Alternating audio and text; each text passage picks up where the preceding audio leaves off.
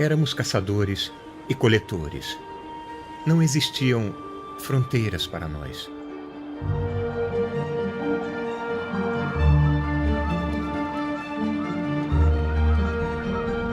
Éramos limitados apenas pela terra, pelo mar e pelo céu.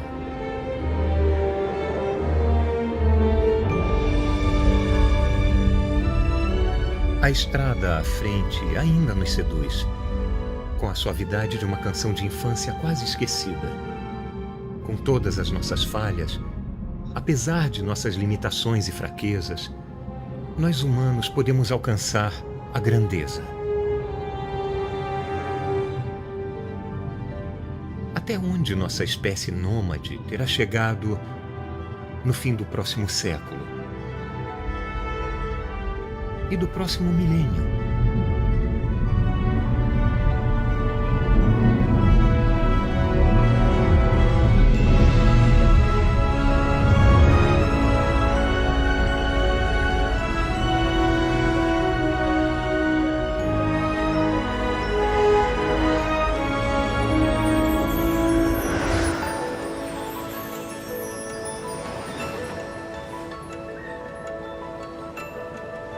Bem-vindos de volta às praias do Oceano Cósmico.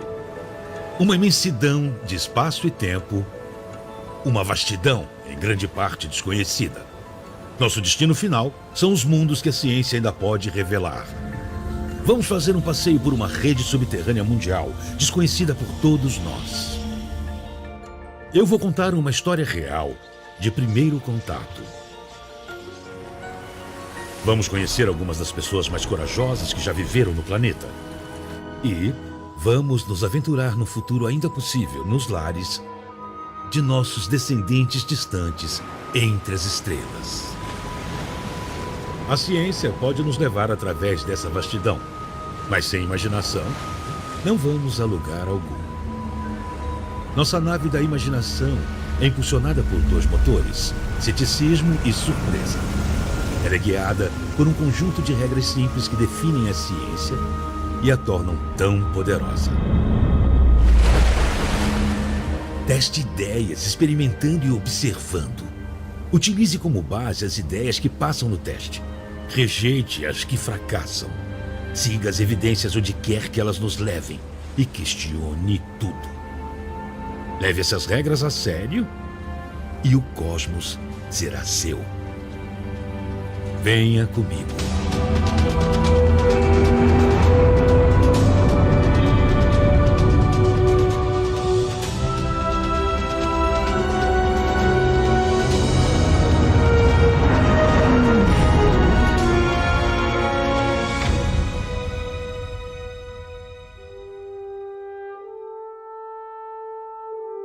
Versão brasileira Bravo Studios.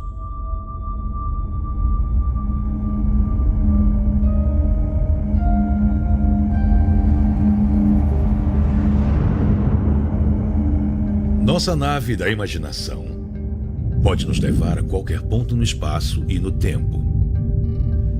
O cosmos está bem diante de nós. Se quiser ver o passado, olhe para baixo.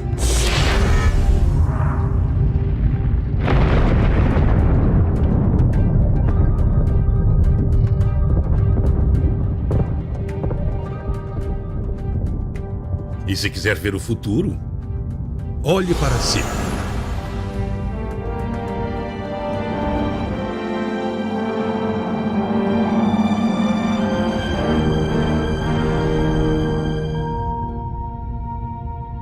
Nessa viagem, vamos para uma galáxia distante.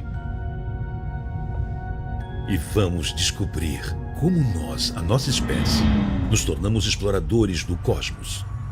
Ali está ela. A Voyager 1 da NASA. Lançada em 1977, é o objeto mais distante já construído por mãos humanas. Ela viajou muito desde o nosso último encontro. Percorreu mais de 2,5 bilhões de quilômetros. A Voyager está indo para outras bandas da nossa Via Láctea, mas nós temos outro destino, muito mais distante. O oceano cósmico é feito de espaço e tempo. Não posso me mover no espaço sem me mover no tempo. Nossa viagem nos levará para bem longe de casa. Percorreremos um pouco mais de 1 bilhão de anos-luz. Voltamos também 1 bilhão de anos para um evento tão violento que chegou a causar uma ruptura no tempo.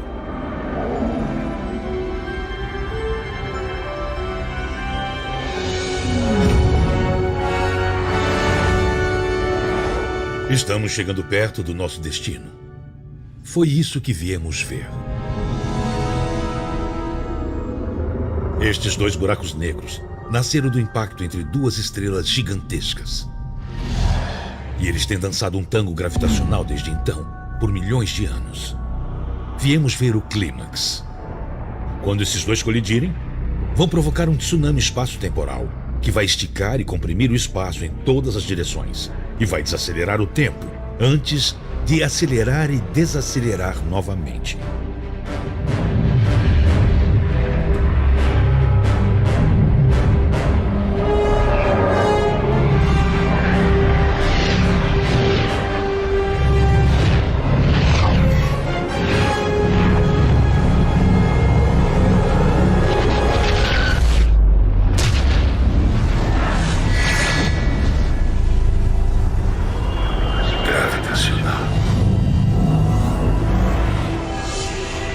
Vai desacelerar o tempo.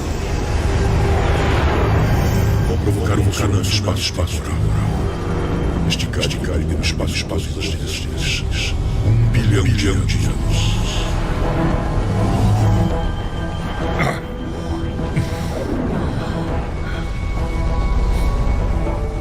O que o evento que aconteceu há mais de 1 bilhão de anos-luz tem a ver conosco hoje? Albert Einstein foi o primeiro a entender que a matéria pode provocar ondulações no espaço-tempo. Ele imaginou que explosões catastróficas de matéria deveriam criar algo muito maior do que ondulações, grandes ondas gravitacionais. Você está me vendo e me ouvindo agora, em qualquer que seja o dispositivo, porque encontramos uma forma de manipular o espectro eletromagnético. Se aprendermos a surfar nessas ondas gravitacionais da mesma forma como fazemos com as eletromagnéticas, quem sabe? É tão imprevisível como se os cientistas que experimentavam com a eletricidade no século XIX tentassem fazer previsões sobre o mundo moderno. Cosmólogos previram a existência dos buracos negros. As ondas gravitacionais são a primeira prova direta de que os buracos negros são reais. Mas elas também podem nos dar uma nova forma de conhecer e explorar o cosmos. Podemos somá-las a outros meios que os cientistas criaram para penetrar no grande oceano escuro. Todos os tipos de luzes que usamos. Raios gama. Raios X. Ultravioleta. Infravermelha. Micro-ondas. Ondas de rádio. E a luz visível. Essa nova forma de investigar o cosmos pode nos ajudar a descobrir um dia o que acontece dentro dos buracos negros e de outros lugares ocultos que compõem a maior parte do universo. E se pudéssemos detectar as ondas gravitacionais causadas pelo primeiro momento da criação, o nascimento do cosmos? E se pudéssemos ampliar a nossa visão para ver toda a passagem de 14 bilhões de anos de evolução cósmica?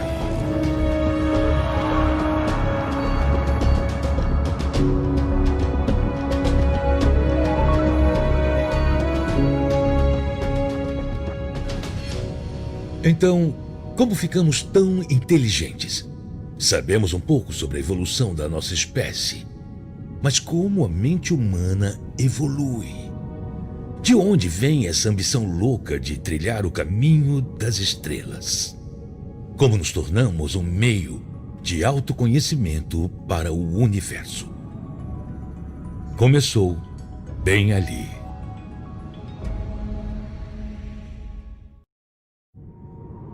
O calendário cósmico é uma forma de compreendermos a vastidão do tempo. Pegamos todo o tempo desde o nascimento do universo até este exato momento e o comprimimos em um único ano.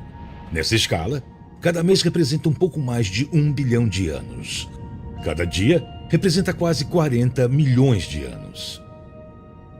A nossa história Começa com todas as outras vidas em nosso pequeno mundo. Cada ser vivo na Terra descende de uma única origem. Aconteceu na escuridão profunda do oceano, no dia 15 de setembro, há cerca de 4 bilhões de anos. Dentro deste minúsculo organismo unicelular, havia uma espécie de escada química, a dupla hélice do DNA. Poeira de estrelas. Oxigênio, carbono, nitrogênio. Elementos nascidos no centro de estrelas distantes se combinaram com o hidrogênio do Big Bang para ganhar vida neste pequeno mundo. Através de mudanças aleatórias e mutações nos genes, algumas das quais levaram a formas de vida mais bem-sucedidas, aquilo que chamamos de evolução por seleção natural. A escada cresceu, ganhando cada vez mais degraus. Foram necessários mais de 3 bilhões de anos para os seres vivos atingirem a complexidade das plantas e dos animais que conseguimos ver a olho nu.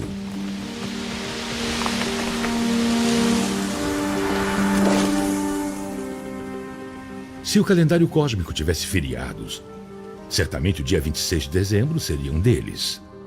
Em algum momento nesse dia, há cerca de 200 milhões de anos, surgiram os primeiros mamíferos. Eles trouxeram um novo componente à vida na Terra, o neocórtex.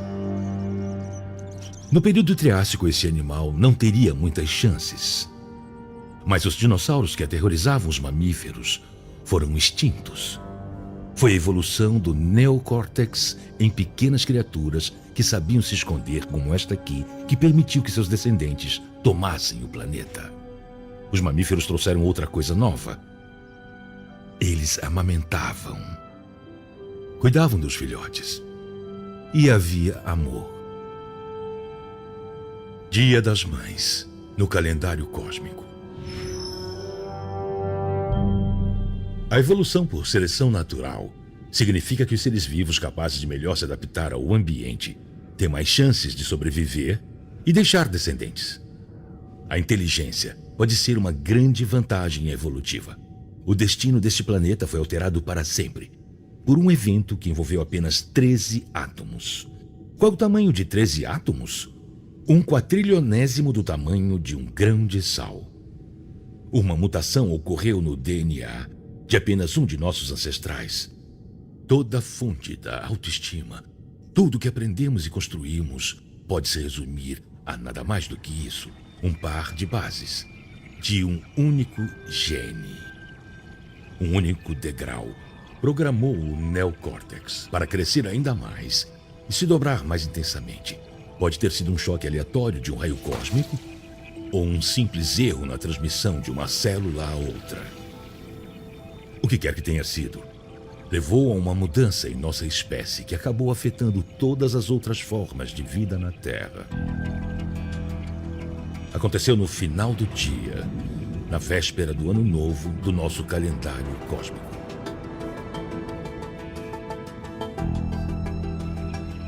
Pense nisso, para o bem ou para o mal.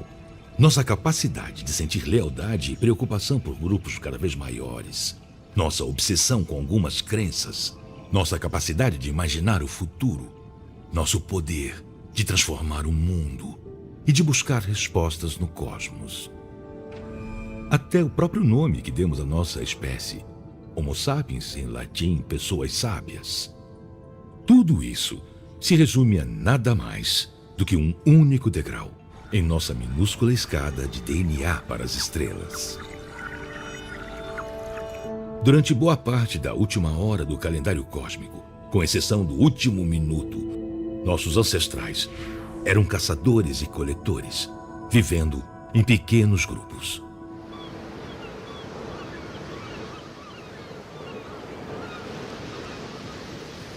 Sabe quando alguém dá de ombros e diz: "Ah, é da natureza humana"? Isso me intriga. Geralmente é para falar de nossa ganância, nossa arrogância, nossa violência. Mas nós somos humanos há pelo menos algumas centenas de milhares de anos. Em grande parte desse tempo, nós não éramos assim. Como sabemos? Pelos relatos de exploradores e antropólogos que encontraram sociedades caçadoras-coletoras ao longo de 4 séculos. É claro que existem exceções, principalmente em momentos de escassez extrema. Mas o consenso esmagador mostra que os humanos viviam em relativa harmonia entre si e com seu ambiente. Nós partilhávamos o pouco que tínhamos porque sabíamos que a nossa sobrevivência dependia do coletivo. Não colocávamos a riqueza acima de nossas necessidades, porque muitas posses apenas atrasariam o nosso deslocamento. Éramos diferentes dos nossos ancestrais primatas não humanos, cujos machos alfa usavam a força para mostrar dominância.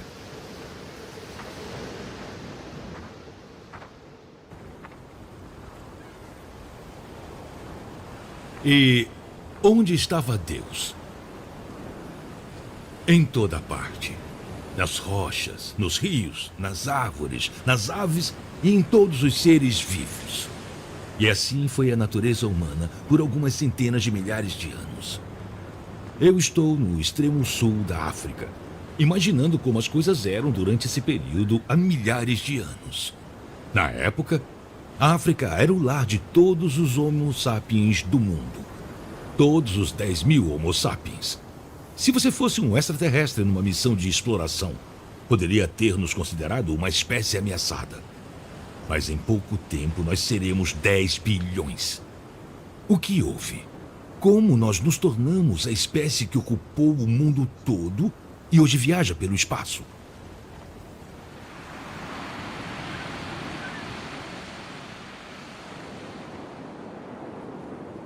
Bem-vindos ao primeiro laboratório da Terra. Estamos na caverna Blombos, onde a evolução da mente deu um grande salto. Nossos ancestrais realizaram experimentos químicos aqui, com um mineral rico em ferro. O ocre. Ele era usado para decorar objetos por causa da sua cor avermelhada, mas também tinha outros fins. Preservar cor animal, atuar como medicamento ou afiar ferramentas.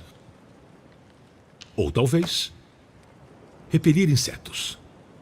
O ocre era decorado com símbolos, algo completamente novo no planeta Terra. Arte. Não servia para ser comido, não servia como abrigo, servia apenas para simbolizar algo. Ou apenas para existir. É como a escada ou a dupla hélice. O que quer que isso tenha sido, é o primeiro sinal que temos da cultura humana. Encontramos uma forma de deixar vestígios de algo distintamente humano. Uma forma de se comunicar, mesmo que enigmaticamente, com você e comigo. 100.000 anos depois.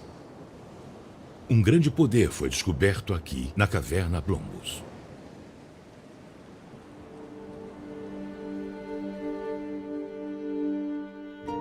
"25 segundos cósmicos antes da meia-noite. Entre 10 e 12 mil anos no passado, os seres humanos descobriram outro grande poder. Em vez de procurar a comida, aprendemos a cultivá-la na Terra.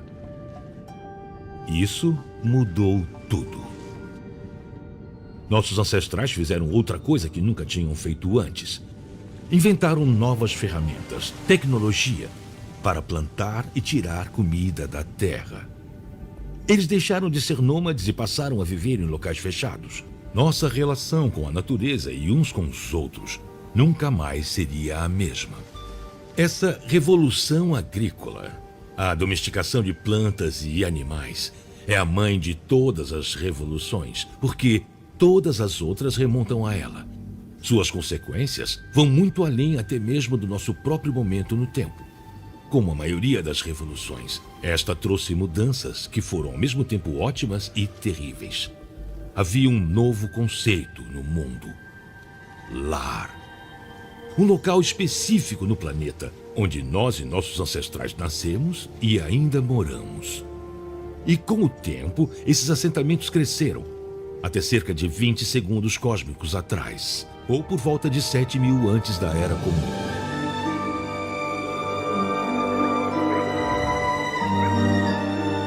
Bem-vindos a Çatalhöyük, uma comunidade na planície da Anatólia. Viajamos 9.000 anos no passado e todos já estão prontos para dormir. Hoje, aproximadamente o mesmo número de pessoas que já povoou toda a África vive nesta proto-cidade.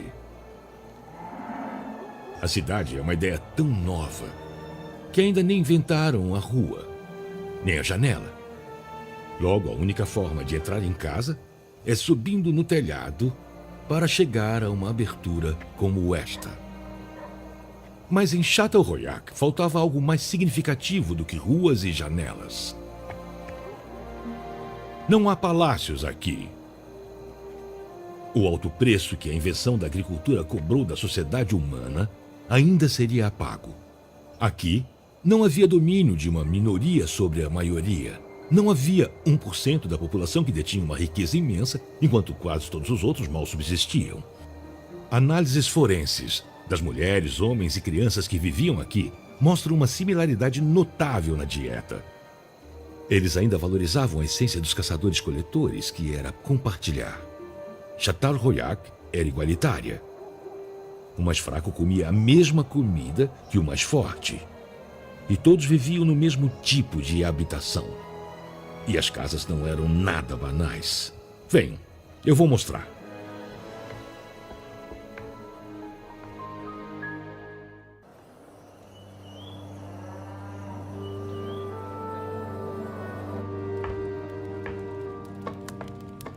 Assim, era uma casa típica em uma das primeiras cidades, Château-Royac, onde hoje é a Turquia. Era exatamente assim há 9.000 anos. Eles eram muito parecidos conosco. Este pedaço de vidro vulcânico, chamado obsidiana, dava um espelho excelente. Se pudéssemos encontrar uma forma de ver todas as coisas que já foram refletidas aqui. Esta casa abrigou uma grande família que tinha de 7 a 10 pessoas. Todas as casas tinham plantas semelhantes. Quarto, sala de estar, cozinha. Cabeças de auroques. Os moradores de Château-Royac eram apaixonados por decoração. As casas eram ricamente adornadas, com dentes, ossos e peles de animais. O ocre, utilizado por nossos ancestrais na África cerca de 100.000 anos antes, era a tinta preferida dos decoradores de Château-Royac.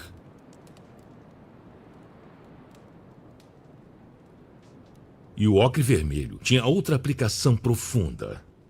Ele foi usado para criar uma forma de arte totalmente nova, o mapa. Pela primeira vez na história, os seres humanos criaram uma representação bidimensional de sua localização no espaço e no tempo. Aqui fica minha casa em relação ao vulcão. E com alguns traços mágicos, o artista enviou uma mensagem que atravessou 9.000 anos. Eu estava aqui quando o vulcão acordou.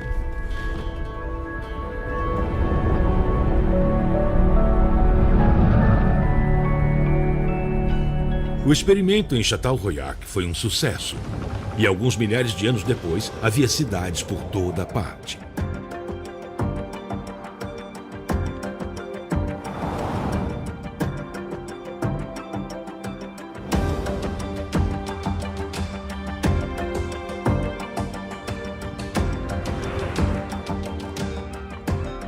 Quando tipos diferentes de pessoas se reúnem em um único lugar, ideias são trocadas e surgem novas possibilidades. A cidade é uma espécie de cérebro, criando e processando novas ideias. Aqui, na cidade de Amsterdã, no século XVII, cidadãos do Velho e do Novo Mundo interagiam como nunca tinham feito antes. E havia uma liberdade de pensamento sem precedentes. Essas condições criaram a Era de Ouro da ciência e da arte. Na Itália, Giordano Bruno proclamou a existência de outros mundos. E por isso, foi submetido ao sofrimento. Mas apenas 50 anos depois, na Holanda, o astrônomo Christian Huygens, que defendeu as mesmas crenças, foi coberto de honrarias. A luz era um tema predominante na época. A chama da livre curiosidade humana. E a luz lançada pela Europa sobre reinos outrora ocultos em nosso planeta. A luz que permeava as pinturas da época, em especial o trabalho de Vermeer.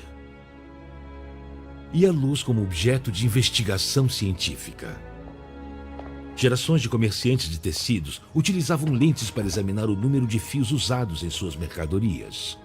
Na Amsterdã da época, viviam 3 homens cuja paixão pela luz os inspirou a usar esse dispositivo antigo de uma forma totalmente diferente. Eles apontaram as lentes dos mercadores de tecido para objetos que ninguém nunca tinha imaginado ver de perto. Eles abriram uma janela, uma abertura para encontrar e explorar novos mundos. Anthony van Leeuwenhoek usou uma única lente para revelar um populoso microcosmo numa única gota de água.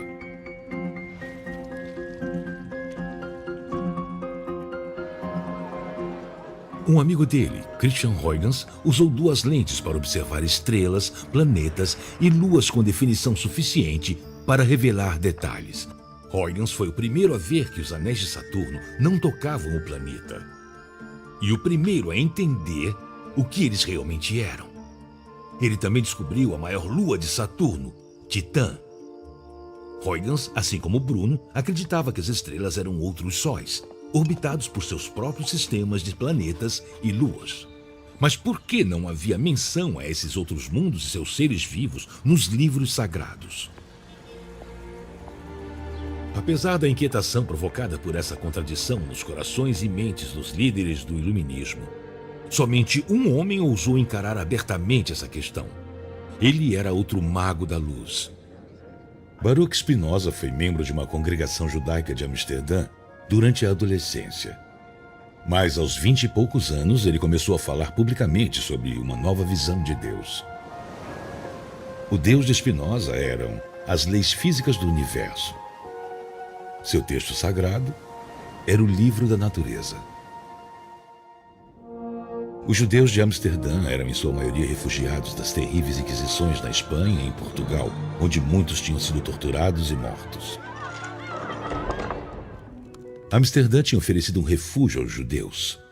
Eles devem ter considerado as ideias radicais de Spinoza uma ameaça à segurança que conquistaram com esforço na Holanda. Eles excomungaram o jovem rebelde e decretaram que ele deveria ser banido para sempre. Spinoza aceitou a punição com dignidade, mas sem um vestígio sequer de submissão. Ele se mudou para uma cidade próxima, Haia, onde foi ainda mais longe, ousando escrever que a Bíblia não fora ditada por Deus, e sim escrita por mãos humanas. Spinoza escreveu: "Não procure por Deus nos milagres. Milagres são violações das leis da natureza. Deus é mais bem compreendido no estudo dessas leis." Ninguém jamais tinha dito essas coisas em voz alta antes. Spinoza sabia que estava testando os limites da livre expressão, mesmo na Holanda. Para ele, uma religião estatal oficial estava além da coerção espiritual do indivíduo. Spinoza considerava os eventos milagrosos das maiores tradições religiosas como superstições organizadas. Na visão dele, o pensamento mágico representava um perigo para os futuros cidadãos de uma sociedade racional e livre. Não poderia haver democracia sem separar a Igreja e o Estado.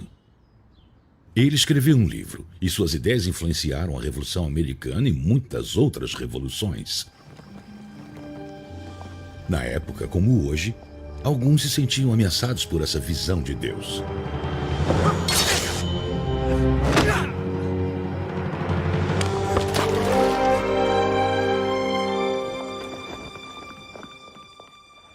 Spinoza continuou escrevendo e falando sobre sua visão revolucionária de Deus, sempre usando sua capa cortada como uma medalha de honra. Ele morreu aos 44 anos, possivelmente como resultado de anos inalando partículas de vidro enquanto lixava lentes para fazer microscópios e telescópios. 250 anos depois, outro homem apaixonado pela luz fez uma visita ao pequeno escritório que tinha sido preservado como um testamento da grande influência da filosofia de Spinoza. Este homem, mundialmente famoso por descobrir uma nova lei da natureza, era muitas vezes indagado se acreditava em Deus. Albert Einstein respondia: "Eu acredito no Deus de Spinoza, que se revela na harmonia de tudo o que existe." A nossa compreensão das leis da natureza foi muito além dos maiores sonhos de Spinoza e até mesmo de Einstein. Mas existe uma lei da natureza que nos parece incompreensível. No livro da natureza existe uma parábola sobre uma antiga aliança entre dois reinos e aqueles que os destruiriam.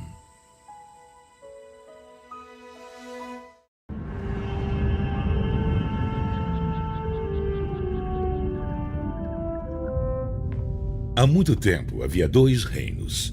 Uma aliança foi formada entre eles. Uma aliança que traria riquezas imensuráveis a ambos. Uma parceria que duraria mais de 100 milhões de anos. E então, um novo tipo de ser evoluiu em um dos dois reinos. Seus descendentes saquearam as riquezas e violaram a aliança. Arrogantes, eles se tornaram um perigo letal para os dois reinos e para si mesmos.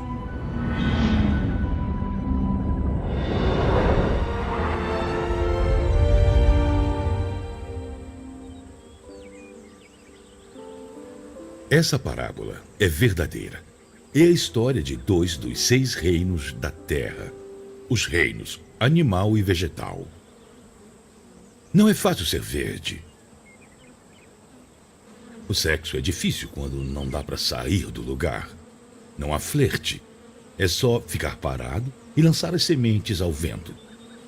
Literalmente. É só esperar o vento soprar. Com sorte, parte do seu pólen será levado pelo vento e pousará na parte reprodutiva de outra planta.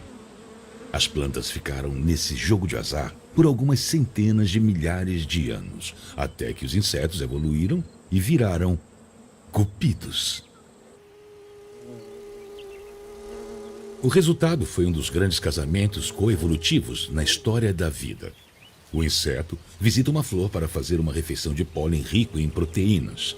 Inevitavelmente, parte do pólen adere ao corpo do inseto. O inseto visita outra flor, levando consigo as sobras da refeição. Esse pólen fertiliza a outra flor, possibilitando a sua reprodução. Foi um grande negócio para as flores e para os insetos, levando a uma série de deliciosos avanços evolutivos. Surgiu uma nova planta que produzia um néctar adoçado além do pólen. Então, os insetos não vinham apenas pelo prato principal, o pólen, mas também pela sobremesa. Os insetos ficaram mais gordinhos, desenvolveram corpos peludos e até pequenas bolsas nas pernas para pegar mais pólen nas visitas diárias às flores. E então, surgiram as abelhas, o que foi um bônus para outra espécie do reino animal. Nós. Estamos em dívida com as abelhas e seus colegas polinizadores por algo ainda mais vital à nossa sobrevivência. 1/3 de todo o alimento que ingerimos, e isso também vale para os onívoros, só existe por causa delas. 35% das colheitas do mundo dependem da cooperação das abelhas. As plantas consomem luz estelar, e nós, os animais, consumimos plantas. E as abelhas não só aumentam a quantidade de comida disponível. Nós devemos às abelhas grande parte da biodiversidade que tornou nosso suprimento alimentar tão confiável. Mas nós estamos matando as abelhas. E pela primeira vez, muitas espécies de abelhas estão ameaçadas de extinção.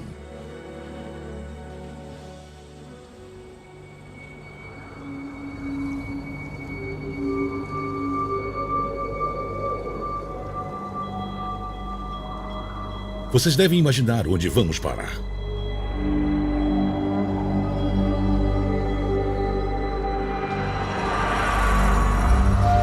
Museu da Extinção. A bênção e a maldição da invenção da agricultura nos trouxeram aqui, ao Museu da Extinção.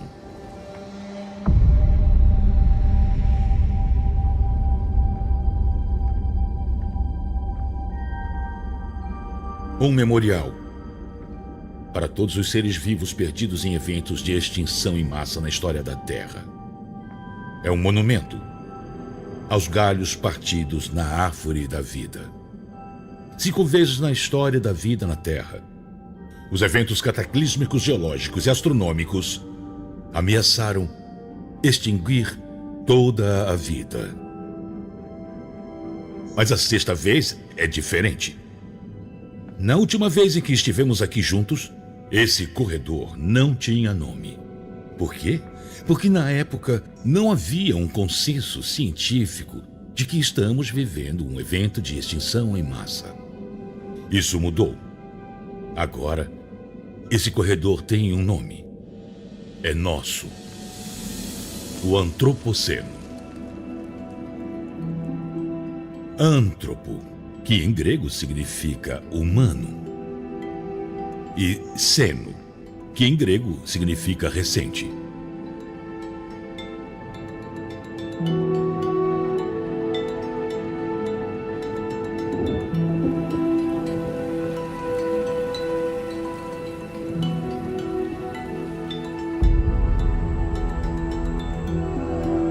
Estas são as espécies que caçamos até a extinção, quando éramos nômades, incluindo nossos próprios primos, os Neandertais.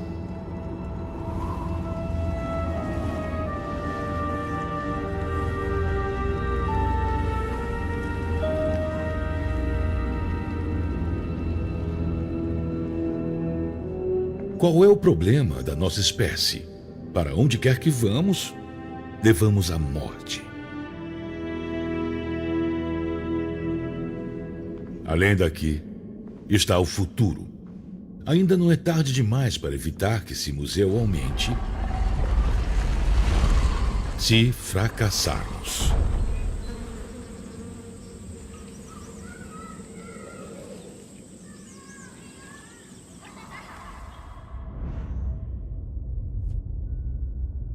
Mas se tivermos sucesso, venham comigo.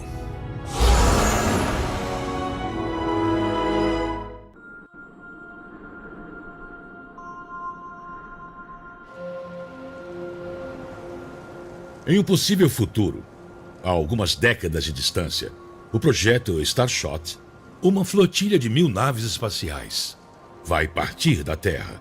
Esta parte do deserto do Atacama, a oeste da Cordilheira dos Andes, é tão seca que na história documentada nunca choveu aqui. E isso é ótimo porque vamos precisar do mais límpido dos céus.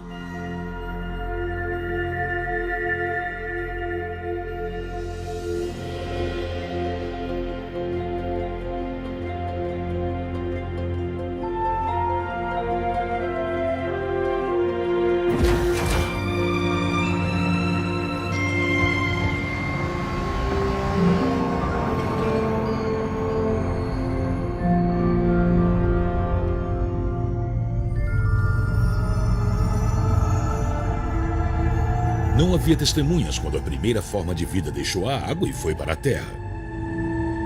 Ninguém estava lá para fazer um relatório de quando as primeiras aves dominaram o céu. Mas este grande salto será documentado de todas as formas imagináveis. O mundo todo está de olho. Afinal de contas, estamos enviando a primeira nave diretamente para planetas de outro Sol, o sistema Alpha Centauri. Estas são as naves que levarão nossos sentidos para o espaço. São naves interestelares, movidas à luz. Seus cascos pesam apenas 1 grama e não são maiores do que uma ervilha. Mesmo assim, são equipados com tudo que as Voyagers da NASA têm direito, e mais.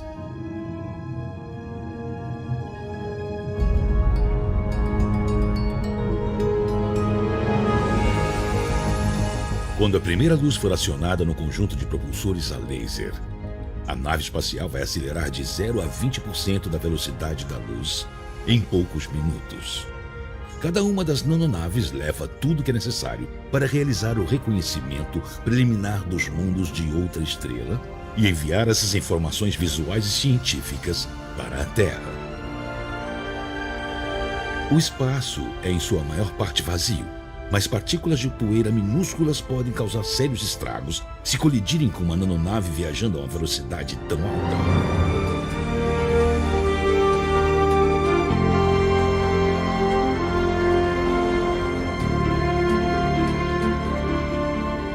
Também é por esse motivo que estamos mandando tantas.